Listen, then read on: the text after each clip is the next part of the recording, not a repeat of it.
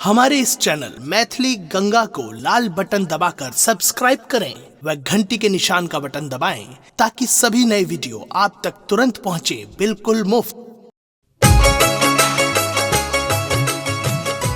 धोती कुर्ता हाथ में लाठी मुँह में मगही पान पग पग पर भेटैत अछि जतऽ माछ आ मखान ओहि मिथिला के मिल कऽ सबके आउ करी गुणगान कियाकि ई मिथिला के धरती अछि भारत के शान भारत के शान। मिथिला के धरती भारतक मिथिला के धरती भारतक शान भऽ गेलै हम छी मिथिला के वासी हमरा गुमान भऽ गेलै हम छी मिथिला के वासी हमरा गुमान भऽ गेलै।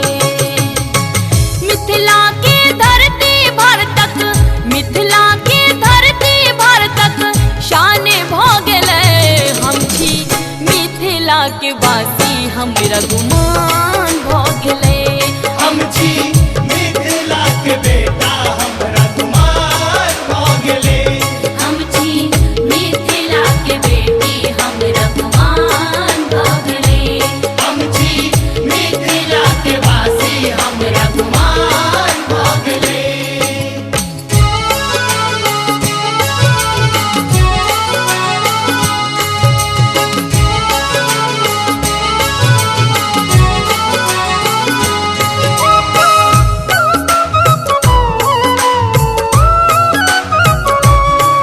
अपने सुन रहल छी गंगा कैसेट के प्रस्तुति। होय छै रामायण गीता के घरे घरे पाठियो घरे घरे पाठियो संस्कृति के रक्षा के चर्चा होय छै दिन और रातियो होय छै दिन और रातियो होय छै रामायण गीता के घरे घरे पाठियो संस्कृति की रक्षा के चर्चा होय छै दिन और रातियो मात पिता के सेवा में भगवान भऽ गेलै मात पिता के सेवा में भगवान भऽ गेलै हम छी मिथिला के वासी हमरा गुमान भऽ गेलै हम छी मिथिला के बेटा हमरा गुमान भऽ गेलै हम छी मिथिला के बेटी हमरा गुमान भऽ गेलै हम छी मिथिला के वासी हमरा गुमान भऽ गेलै।